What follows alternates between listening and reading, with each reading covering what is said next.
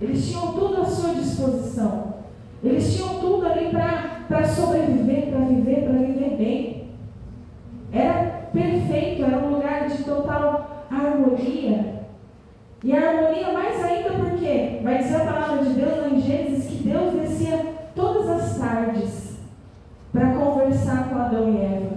Então havia uma total sincronia, havia um total envolvimento entre Deus e a humanidade, havia uma aliança perfeita entre Deus e a humanidade. E veja, Deus criou todas as coisas, mas a sua obra-prima, aquilo que Ele mais ama, é o homem. A criação que Deus mais ama e mais amou ter criado foi o homem, porque nenhuma outra criatura foi criada à imagem e semelhança de Deus, não é? Somente o homem foi criado à imagem e semelhança de Deus. Então, o homem tendo ali a harmonia, o homem tendo ali a convivência, a aliança com Deus, ele tinha tudo à sua disposição. E havia uma única orientação para aquele casal, né? Para aquele primeiro homem e para aquela primeira mulher, de que eles não poderiam comer do fruto da árvore central, a árvore do conhecimento do bem e do mal.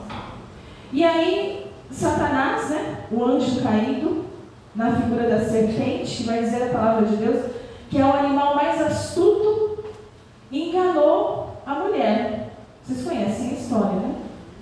A serpente perguntou então para Eva, né? Ela já chegou com uma mentira. Então quer dizer que você não pode comer de nenhuma desses frutos aqui? E Eva, ao invés de cortar a conversa ali, deu corda para a serpente. Não, a gente pode comer de todas, a gente só não pode comer daquela árvore, daquele fruto daquela árvore central. Por que você não pode comer? Porque Deus disse que se nós comermos, nós morreremos. E aí a serpente disse o que para Eva? Não, é mentira, pode comer, não tem problema nenhum. A única coisa que vai acontecer se você comer desse fruto é que você vai se tornar como Deus. Você vai adquirir o conhecimento de Deus, você vai ser grande. E aí Eva, enganada pela serpente, deixada levar pela sua ambição, e deixada levar pelo seu desejo de ser mais, de ser grande, ela então desobedece a Deus. Desobedece uma ordem direta de Deus. E leva também ao seu marido a desobedecer e a comer do fruto proibido. A partir daí, Adão e Eva eram os primeiros homens, né? Os primeiros, os protótipos. Aqueles que vieram primeiro. Então, a partir de Adão e Eva, toda a humanidade nasceu com a marca do pecado, com a marca da desobediência. É como se uma forma, né? A forma do ser humano tivesse como um defeito, né? Eu costumo sempre dar esse exemplo. As mulheres aí que fazem bombom, né? Agora na época da Páscoa, quando você tem uma forminha, aquelas forminhas de silicone, se você tem um carocinho na forma, todos os bombons que você fizer com aquela forma vai nascer com um buraquinho, vai sair com um buraquinho, sim ou não? Vai nascer com defeito, vai sair com defeito. Isso é o que aconteceu com a humanidade. A forma foi desfigurada. A forma criou um defeito. Então todos os homens nascidos após Adão e Eva nasceram com a marca do pecado. E todos pecaram. E aí, com a desobediência dos primeiros homens, eles foram expulsos daquele jardim, do paraíso onde eles viviam. Eles perderam as benesses, eles perderam os benefícios que eles tinham. Criou-se uma desordem, porque o pecado, a desobediência, o pecado nos afasta de Deus. O pecado nos afasta de Deus. Vai dizer a palavra que naquele dia Deus desceu para conversar com Adão e Adão se escondeu, porque estava com vergonha, porque ele havia pecado. E o pecado nos afasta de Deus. E aí entrou a desordem total na humanidade, porque o afastamento de Deus causa desordem. Hoje nós vemos um mundo, infelizmente, desordenado, sim ou não? Porque o mundo vive muito afastado de Deus. Quando estamos com Deus, nós estamos ordenados, porque o ser humano nasceu para estar com Deus. O objetivo, o fim último do homem é estar com Deus. E a nossa ordenação virá quando nós estivermos intimamente ligados com Deus. E aí, amados, Deus nunca desiste da humanidade. Deus nunca desiste de você. Deus nunca desiste de mim. Por mais errado que nós estejamos, por mais desviados que nós estejamos, Deus nunca vai desistir de nós. E assim Ele nunca desistiu da humanidade. E Ele precisava de uma forma de reatar essa aliança, porque a aliança foi rompida pela desobediência. E a forma para reatar essa aliança é que houvesse um que se sacrificasse por toda a humanidade. Mas esse um que teria que se sacrificar, teria que ser um sem defeito, sem pecado, mas todos nasceram com a marca do pecado, sim ou não? Era impossível para um homem comum fazer este resgate, fazer essa renovação da aliança. Então o que Deus decidiu? Que Ele mesmo desceria e viveria como um homem, com a fragilidade de homem, com a sensibilidade do homem, e Ele mesmo, sendo homem, se entregaria como Cordeiro Santo para o resgate de toda a humanidade. Então esse é o contexto. É por isso que a gente fala, Jesus veio para reatar essa aliança. E veja que interessante, né? Enquanto que Eva, ela tendo tudo, né, nascendo pequena, humilde, ela foi enganada pela serpente que se deixou levar pela sua ambição, né, de ser grande. Então ela queria ser grande, ela queria estar no alto. E Deus, sendo maior do que tudo, porque criou todas as coisas, Ele, na sua grandiosidade, na sua onipotência e onisciência, Ele desceu, fez o caminho contrário, e se fez humilde, se fez homem como nós, por amor, sem necessidade nenhuma, porque para Deus não ia mudar nada, Ele ia continuar sendo Deus, sim ou não? Mas Ele queria um resgate da humanidade, porque Ele queria estar novamente, intimamente ligado com cada um de nós, amém? Por isso, houve um jardim do Éden, sim ou não? Do paraíso. E havia um jardim aqui também. Em Jesus havia um jardim, até o início do Evangelho vai dizer, né? Que Jesus estava num jardim rezando, né?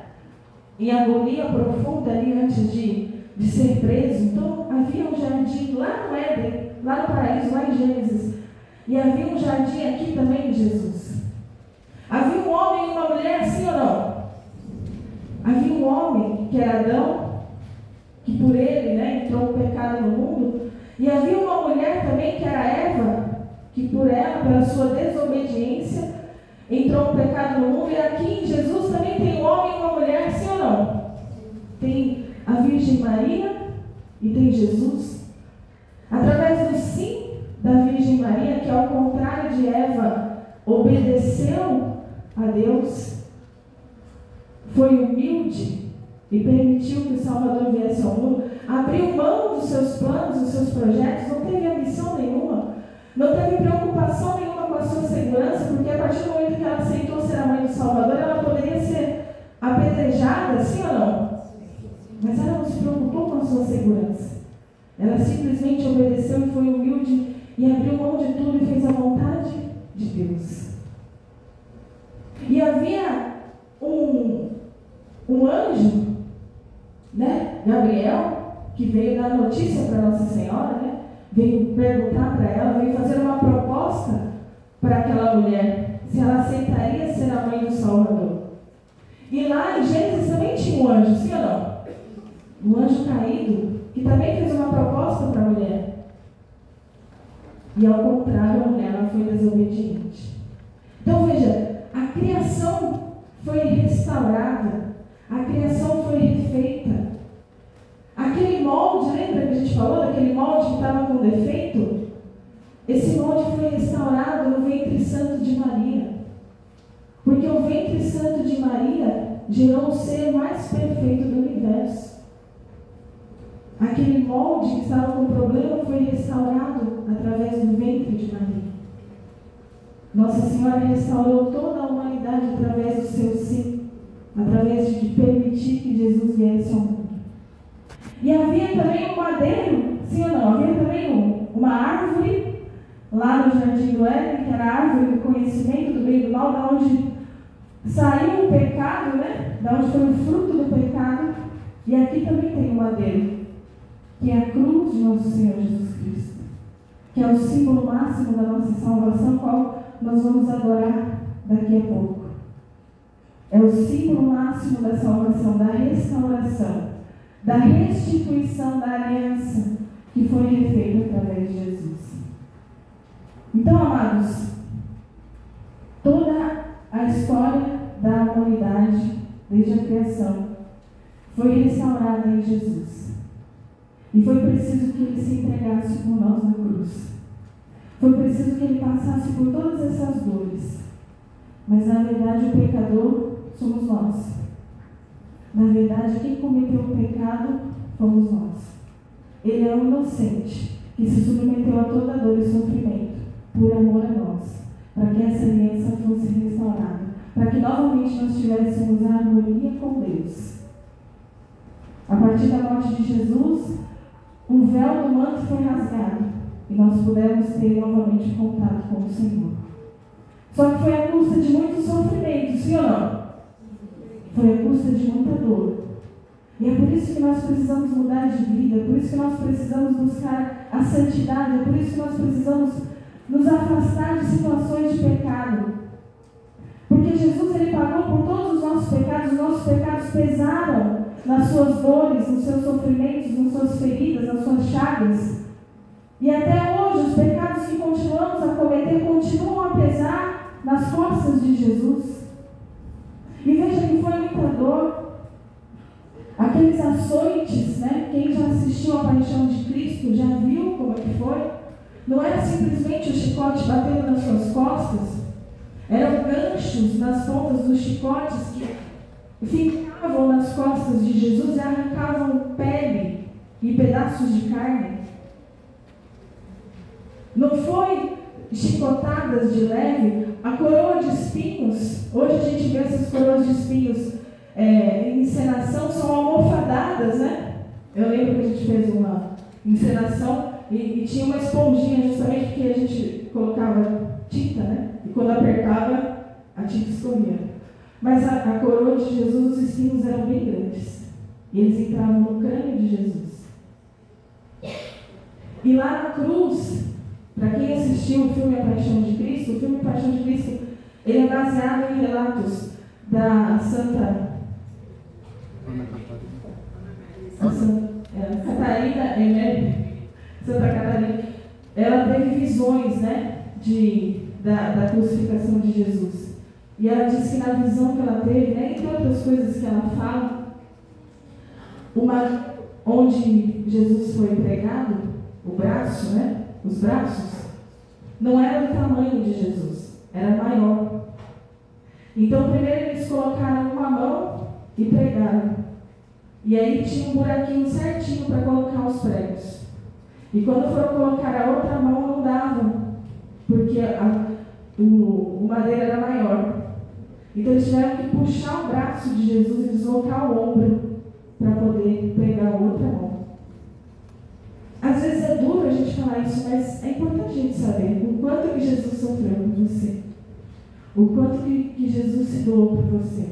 Eu sei que é forte, mas é importante, não para você ter dó dele, mas é para você entender que era para nós estarmos lá.